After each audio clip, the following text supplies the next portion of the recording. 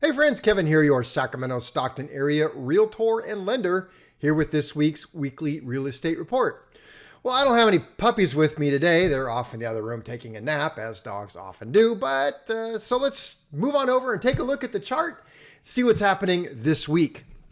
All right, first thing I want to draw your attention to right here is our median sold price took a massive dive down. I mean, it went way down. So median sold price went from, very close to 600,000 down to a lot closer to 500,000. Now, of course, this is the sold properties, which I don't have all of the information for yet. So we'll have to wait till next week to see what this number is, but it went from 585 down to basically 530. That's a giant drop in just 1 week. Now, on the back side of things, I do like to look at what's happening with the average square foot of homes sold. I've been wondering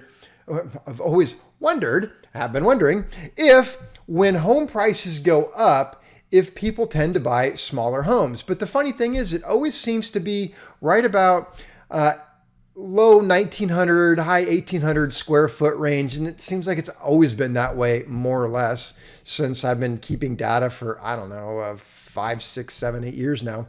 Last week, the average square foot sold was 1948, call it 1950. This week it's at 1830. So we're down about 120 square feet, which really isn't a whole lot, amount to about one bedroom.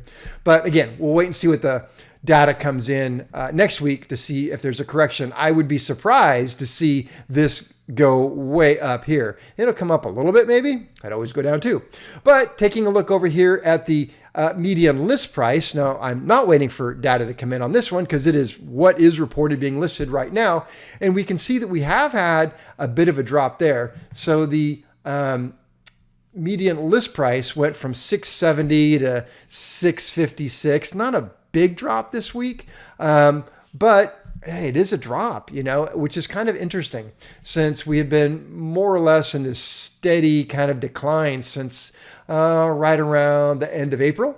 So we have that going on. Of course, if you look down here, you'll notice that the number of available homes just continues to go up each and every week, which would be normal for this time of year, as well as seeing the number of pending sales drop off this time each year. So number of pending sales across 4 counties, we're at 2,480 pending sales. So not really a lot of pending sales, even in, we consider it's a declining season, but if you look back, usually it's still more, but declining. All right. So obviously rates are going to play a picture into this. So this week, last week we were at 6.9 is what FreddieMac was reporting. This week we're at 6.96. I mean, we're just ready to kiss onto that 7%. But here's what's interesting about that. Going back, let me see if I can figure out, going back to November. Back in November, remember that? Almost a year ago. Oh, man. Don't even want a chart for how many days left in shopping for Christmas. Back in November, FreddieMac stopped reporting how many points people were paying. So typically it was about, always under 1 point. And they would report like, the last back in November is 0.9, 0.8, 0.9, 0.8. And I just scroll. It's always, 0.9, 0.8, maybe 0.7 or 6 a little bit, but there we are. But here's the point I want to make onto that.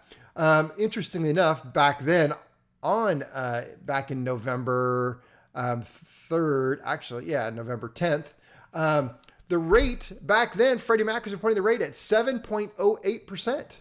So we have been lower than that ever since then, if I'm not mistaken, probably. But back then, people were paying an average of just about 0.9. But now that number is being hidden. We don't know what's going on.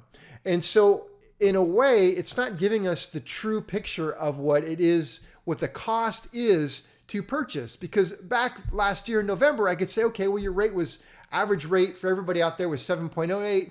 And everybody's paying an average of just under 1 point.